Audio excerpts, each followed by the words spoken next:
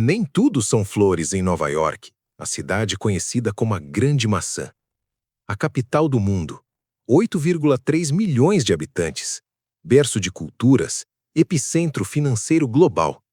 Uma metrópole que concentra mais riqueza, talento e ambição do que qualquer outra cidade no planeta. Desde os primeiros imigrantes que avistaram a Estátua da Liberdade até os jovens profissionais que chegam hoje do mundo inteiro, Nova York representa uma promessa. Aqui, o impossível se torna possível. Mas existe um preço, e nem todo mundo pode pagá-lo. Esta não é uma reportagem sensacionalista. Não vamos explorar teorias da conspiração ou exageros. O que você verá nesta série de 4 capítulos são dados verificados, testemunhos reais e uma análise aprofundada sobre os aspectos mais desafiadores da vida em Nova York. A pergunta que guiará esta investigação é simples. O sonho americano ainda existe? E se sim, para quem? Para compreender Nova York, precisamos primeiro entender uma realidade brutal. Esta é uma cidade dividida. 2 Nova Yorks existem lado a lado, separadas não por muros, mas por disparidades econômicas tão profundas que criam mundos paralelos. Este é o capítulo 1, a cidade dividida. Segundo dados do Departamento do Censo dos Estados Unidos, Nova York possui um índice de Gini de aproximadamente 0,55, uma das maiores desigualdades de renda entre todas as grandes cidades americanas.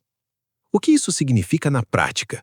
Significa que enquanto Manhattan concentra mais bilionários por metro quadrado do que qualquer outro lugar do planeta, com coberturas sendo vendidas por 100 milhões de dólares ou mais, a cidade também abriga o maior sistema de abrigos para pessoas em situação de vulnerabilidade dos Estados Unidos. Atualmente, mais de 127 mil pessoas vivem em abrigos públicos na cidade de Nova York. Desse total, aproximadamente 40% são crianças. Essas famílias não estão nas ruas por escolha ou por falta de esforço. Muitas trabalham em empregos de tempo integral, mas simplesmente não conseguem acompanhar o custo de vida exponencial. E esses números não incluem as pessoas que dormem literalmente nas ruas, nas estações de metrô, em prédios abandonados. Estimativas apontam para mais 3.500 pessoas nessa situação. A desigualdade em Nova York não é acidental, é estrutural. É resultado de décadas de políticas, prioridades e escolhas coletivas. A cidade dos sonhos é real, mas ela coexiste com a cidade da exclusão. E entender essa dualidade é o primeiro passo para enxergar Nova York como ela realmente é. No próximo capítulo, vamos explorar uma das consequências diretas dessa desigualdade, a crise habitacional, que está empurrando milhares de pessoas para moradias ilegais e situações de extremo risco. Aqui damos início ao capítulo 2. Ter um teto sobre a cabeça é uma necessidade básica, mas em Nova York, moradia se tornou um privilégio acessível apenas para poucos. Este é o capítulo 2, onde morar é um luxo. O mercado imobiliário de Nova York não é apenas caro, ele é estruturalmente insustentável para a classe trabalhadora. O aluguel mediano para um apartamento de 1 quarto em Manhattan é de aproximadamente $4.200 por mês. No Brooklyn, $3.400. No Queens, $2.800. Até no Bronx, tradicionalmente mais acessível, os preços ultrapassam $2.200. Para ter uma ideia de proporção, especialistas em finanças pessoais recomendam que o aluguel não ultrapasse 30% da renda mensal. Isso significaria que, para morar confortavelmente em Manhattan, você precisaria ganhar mais de $168 mil por ano. O salário mediano em Nova York? Aproximadamente $67 mil anuais. Faça as contas. Não fecha. E isso cria um efeito cascata devastador. Pessoas trabalham 2, às vezes 3 empregos apenas para não serem despejadas. Famílias vivem em apartamentos superlotados, com 6, 8, até 10 pessoas dividindo espaços projetados para 2. A pressão habitacional criou um mercado paralelo e extremamente perigoso: apartamentos ilegais. Porões sem ventilação adequada, cômodos subdivididos sem aprovação da prefeitura imóveis sem saídas de emergência, fiação elétrica improvisada, mofo nas paredes, ratos e baratas como companhia constante. Essas moradias irregulares abrigam milhares de famílias que simplesmente não têm outra opção. É isso ou a rua. Em janeiro de 2022, um incêndio em um prédio no Bronx matou 17 pessoas, incluindo 8 crianças. Problemas estruturais, superlotação e falta de saídas de emergência adequadas contribuíram diretamente para a tragédia. Em setembro de 2023, 3 pessoas morreram afogadas em um apartamento ilegal no porão durante uma enchente repentina causada por uma tempestade. Elas não conseguiram sair a tempo porque as janelas eram pequenas demais e as portas estavam bloqueadas por móveis. Esses não são casos isolados, são consequências diretas de um sistema habitacional em colapso. A cidade sabe que esses apartamentos existem, todos sabem, mas a fiscalização é insuficiente, e mesmo quando são fechados, as famílias despejadas frequentemente não têm para onde ir. Bairros tradicionalmente acessíveis como Harlem, Williamsburg, Astoria e partes do Bronx passaram por processos acelerados de gentrificação nas últimas 2 décadas. Novas cafeterias gourmet, lojas de produtos orgânicos, academias boutique, condomínios de luxo com portaria 24 horas. A promessa era revitalização, investimento, segurança, melhoria da qualidade de vida, e para alguns moradores, essas melhorias foram reais e bem-vindas. Mas para muitos outros, gentrificação significou exclusão econômica. Aluguéis que dobraram ou triplicaram em menos de 5 anos. Lojas familiares que fecharam por não conseguir pagar o aluguel comercial inflacionado. Comunidades inteiras sendo deslocadas para áreas cada vez mais distantes e menos conectadas. Famílias que viveram por 3, 4 gerações no mesmo bairro sendo forçadas a sair.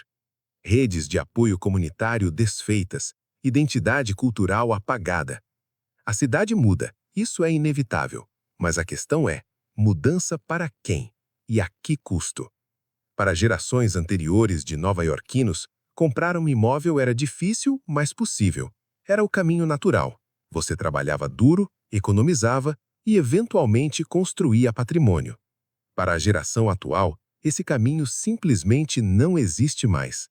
O preço mediano de uma casa em Nova York ultrapassa $680 mil. Para conseguir uma hipoteca tradicional, você precisaria de um pagamento inicial de aproximadamente $136 mil e uma renda anual comprovada de pelo menos $170 mil. Menos de 15% da população de Nova York atende a esses critérios. O resultado? Uma geração inteira de nova-iorquinos que, diferentemente de seus pais e avós, nunca terá patrimônio imobiliário, que pagará aluguel a vida inteira, que transferirá riqueza para proprietários em vez de construir a própria. E isso tem consequências profundas: menos segurança financeira, menos capacidade de acumular riqueza ao longo da vida, menos patrimônio para deixar para os filhos. A crise habitacional de Nova York não é apenas sobre números, é sobre dignidade humana. É sobre crianças crescendo em porões sem luz natural. É sobre famílias que trabalham incansavelmente e nunca conseguem sair do ciclo de aluguel. É sobre pessoas morrendo em incêndios e enchentes que poderiam ter sido evitados. Morar em Nova York não deveria ser um luxo acessível apenas para os ricos. Mas a cada ano que passa, essa realidade se consolida mais. E enquanto a cidade continua construindo torres de luxo, a pergunta que ninguém quer responder é: onde vão morar os trabalhadores que fazem essa cidade funcionar? No próximo capítulo, vamos explorar outro sistema em colapso, o metrô de Nova York, a artéria vital da cidade que está sob pressão extrema. Obrigado por assistir e até lá. Capítulo 3. O sistema de metrô de Nova York é um dos maiores e mais antigos do mundo.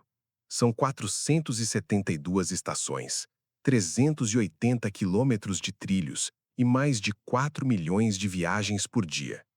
É impossível imaginar Nova York sem seu metrô.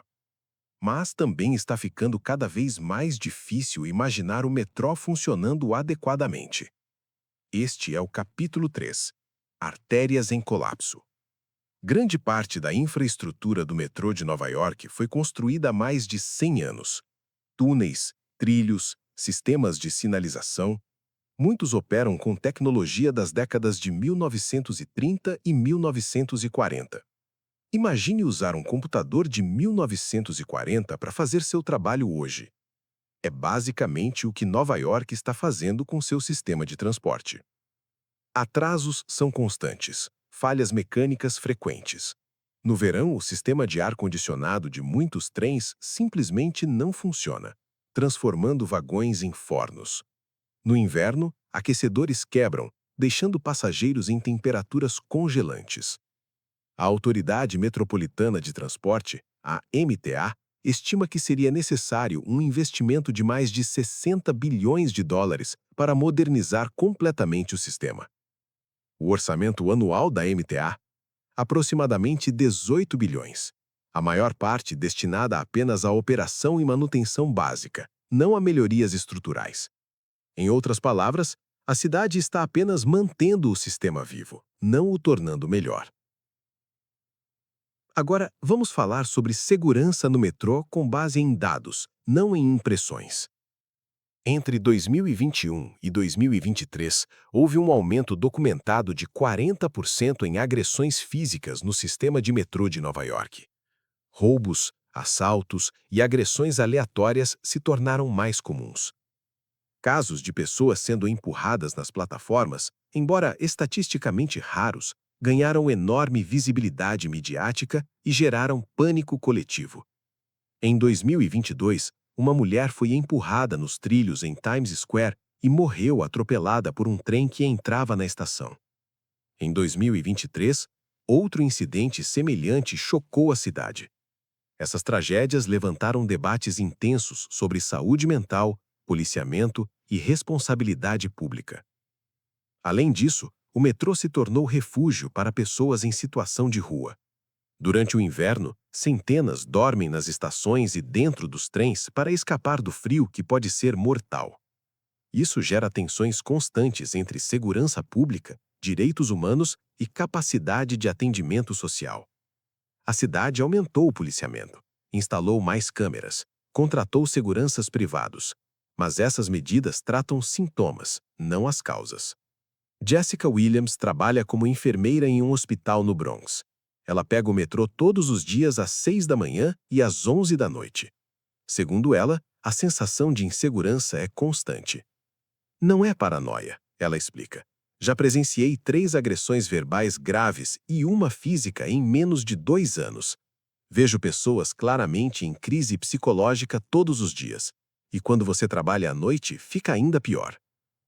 Michael Chan, de 34 anos, trabalha como chefe em Manhattan e mora no Queens. Seu trajeto diário no metrô leva em média 90 minutos, quando tudo funciona bem. Pelo menos 2 vezes por semana tem atraso grave. Trens param no meio do túnel sem explicação. Anúncios incompreensíveis. Você nunca sabe se vai chegar no horário. Essas histórias não são exceções. São a experiência cotidiana de milhões de nova-iorquinos. O metrô de Nova York não é apenas transporte, é o coração circulatório da cidade.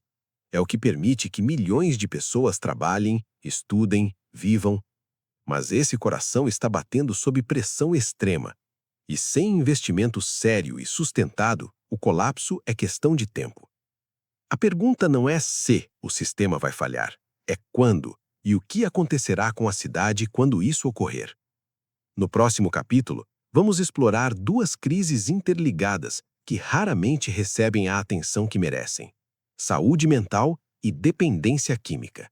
O sofrimento silencioso que a cidade prefere não enxergar.